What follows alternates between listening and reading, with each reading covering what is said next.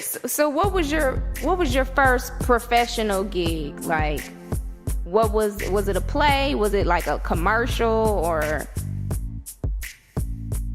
On my first professional one, I would say on the record, 20 Funerals was the name of it. Mm-hmm. I didn't get paid anything. I worked for like a day. It was a really low budget film. Some guys, actually a company of 12 Films, that was their very first film, which was also my first film. Mm-hmm. Now they're doing TV shows and movies and everything left Look and at right. that. Look at that. Right. That was my first film. And then as far as big company, I was actually an extra on Dawson's Creek back in the day. Oh wow. Yeah, they wanted to change the scene up, and they wanted to add a doorman. So I kind of, I got picked out of the crowd. And, Of course. Wow. right on the spot, I got it rolling. Yeah, I got a line. Right. Right. And that brings up another question too. Since you got picked out of a crowd, I mean, based on what I researched, you're standing like 6'5", so obviously you stick out above any crowd. Right. Now, It helped me out a lot that day. Oh, and again, that's And in a a lot question. of cases too, Yeah, probably. absolutely. Yeah. See him in somewhere like, okay, I'm gonna turn the other direction. Right. And so let me ask you this: does that work out more so in your favor? The fact that you are, so big, 6'5", 6'6", does that work out in your favor whenever you go for certain roles? Now, obviously, for Suge Knight, for obvious reasons, because that's a big dude too. Yeah. Well, just like anything, it has its pros and cons. Just being the difference I tell people is like, because I heard, first starting, people are like, oh man, you too tall or Right. too big to act, or this, that. And traditionally, that's been true, but thank God, over the past decades, a lot of things have changed in film. Right. And there's sometimes where I am too big for a certain role. Right. Or a role I'd like to play that even I know it's just like come on, girl, you can play that role. Right. You gotta be real with yourself. But then the pros, the pros are I have way less competition. So Right. where when I used to go on auditions and I see some of the other guys for a character that's a smaller character. And I see about 30 guys auditioning for that role, but the role I'm going for is me and 3 other dudes. Right. Okay. Oh wow. So we're Competition is what you have. gotcha. So we're definitely not going to see you play a 7 dwarf anytime soon, right? Nah. That's funny. So, can you tell us, Dominic, how did you actually get the opportunity to play Suge, and how did that opportunity for that role come about? Well, I had my agent actually submitted me for the role. He called me up one day and he was like, "Hey man, I just wanted you to know I submitted you to play Suge Knight in the Tupac movie they're making." And I've been a lifelong Tupac fan, so I was more hyped with the fact that one was even getting made. Right. Well, I was wondering and waiting. Yeah, I was wondering and waiting when that was going to happen. And, but then I thought, I was like, and I stopped in my tracks, like, Suge Knight.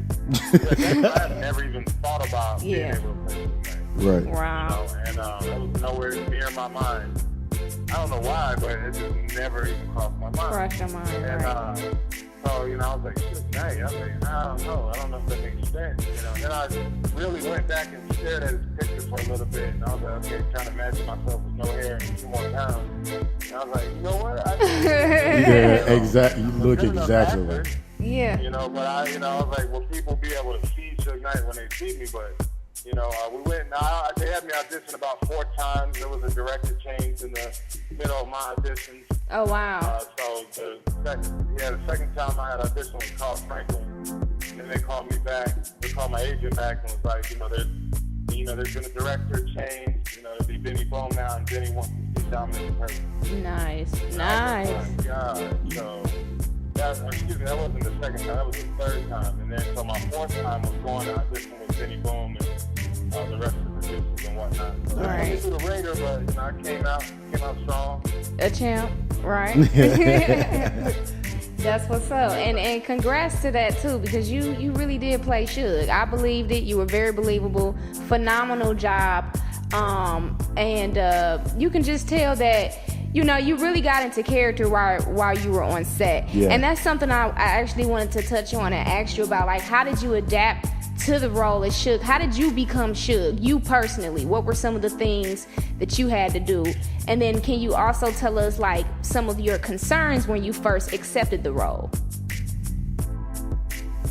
You know, the main thing I did, I started with the basic steps of, you know, just hitting Google and, you know, hitting YouTube and just watching a lot of interviews and just really ingesting how this dude talks, you know, how he walks, Right. mannerisms, you know, how he carried himself, just watching, you know, and then watching, you know, picking up a few videos of, like, just behind the scenes stuff of him and Tupac interacting. So I could see how they're, you know, how they interacted with each other when they weren't really paying attention to the camera. Right. So I did that, a lot of studying on that aspect, and then I was fortunate, you know, once we got ready to start, you know, I got to meet people that really know these guys, you know, the producer himself that worked at Death Row, et cetera, and so, you know, we sat down and they were like, look, you know, we're not trying to repeat, you know, anything you've seen in other projects, you know, we're doing a more, we're doing a humanistic, you know, version. Right. Showing people that, you know, Suge had his flaws, but he had his positives as well. But, you know, it wasn't a sugarcoat anything or make anybody look good or anybody look bad. It was just we wanted it to be reality. Right.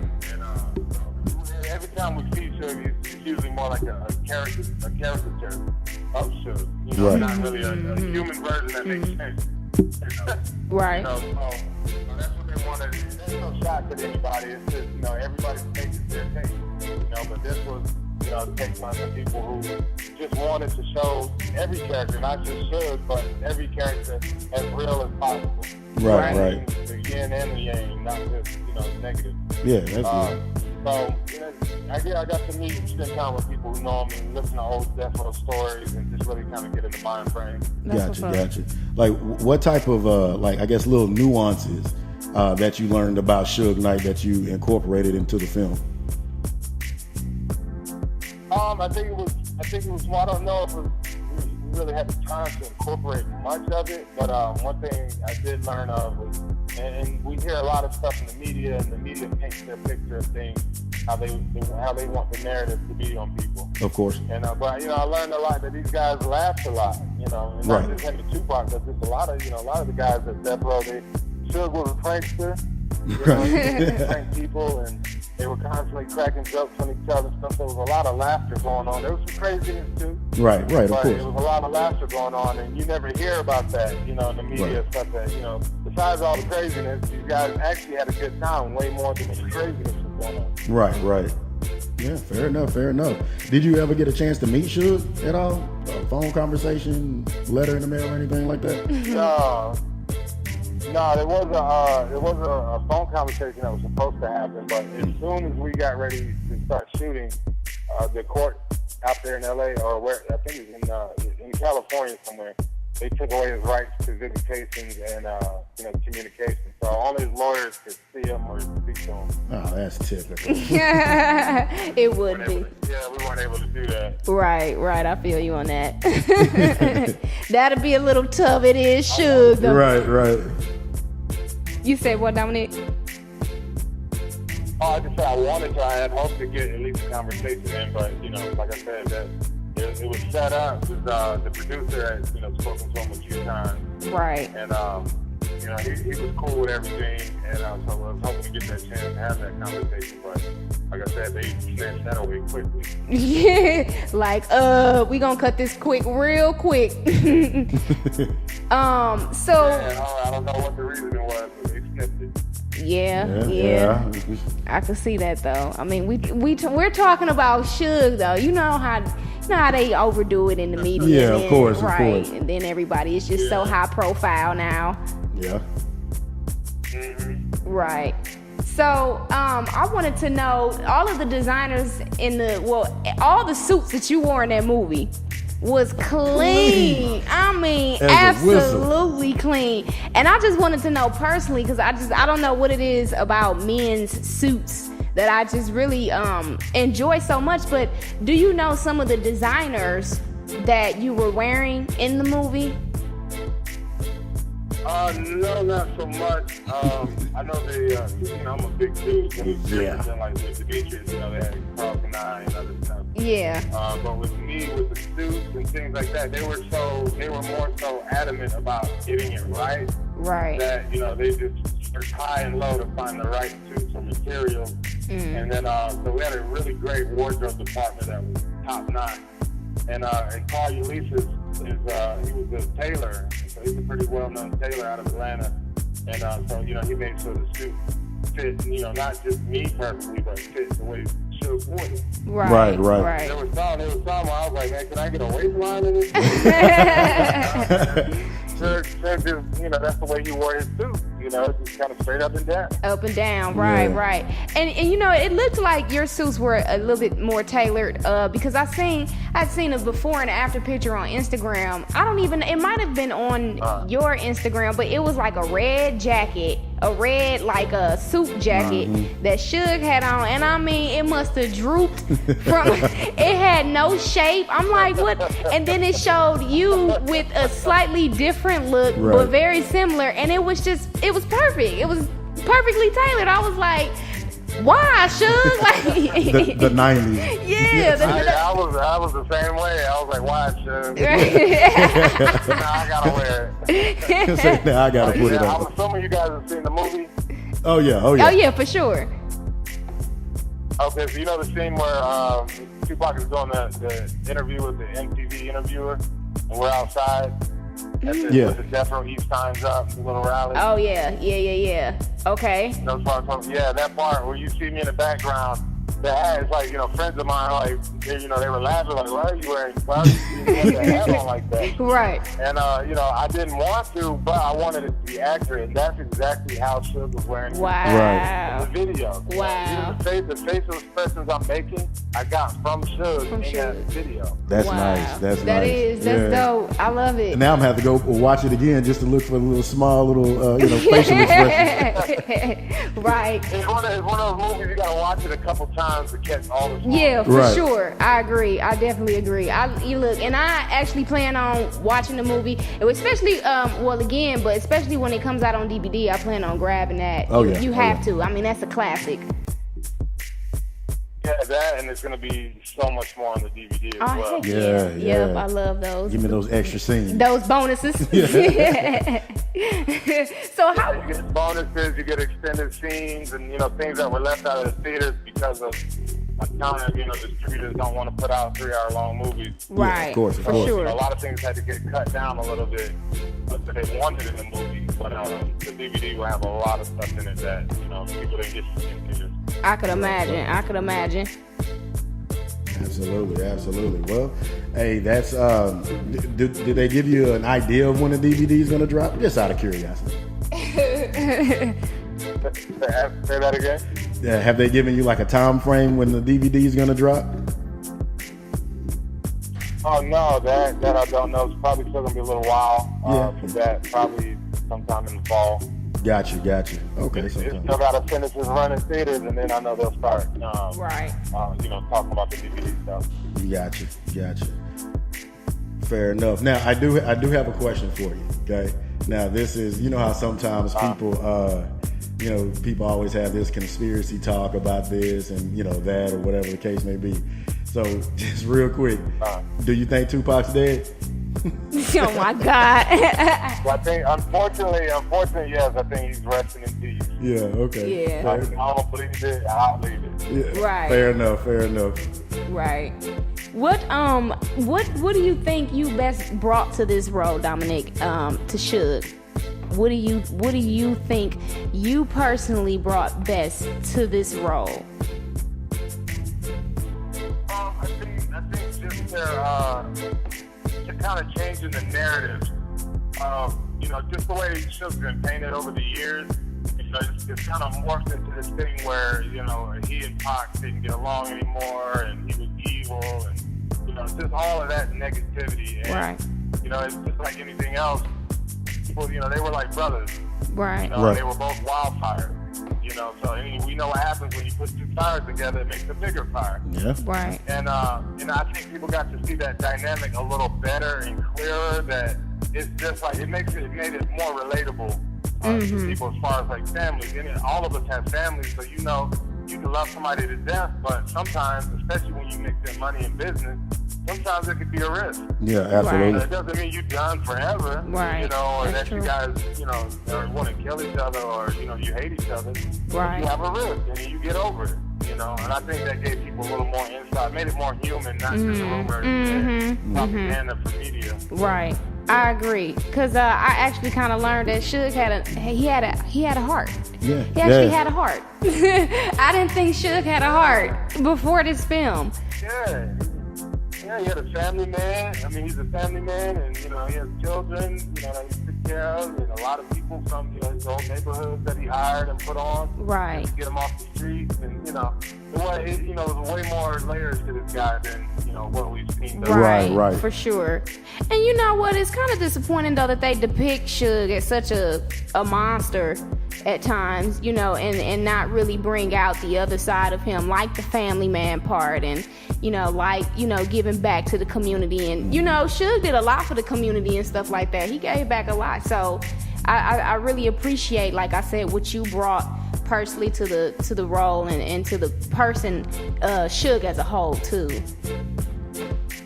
Thank you, I appreciate that. I mean, the thing a lot of people don't think about or realize is during the 90s, at that era when Suge became the mogul that he became at that time, and the things that he did, it just was not happening, especially not for black men. There was some that owned labels, but the power that Suge, wielded, right, and the amount of, money that Death Row was making, it just was not something that happened.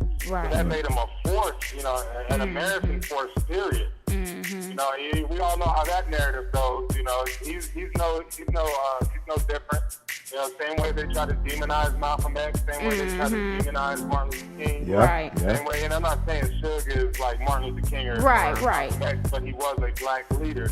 Regardless of whether he wanted to be or not, what he accomplished and how he did it made him, put him up there. He's a black leader.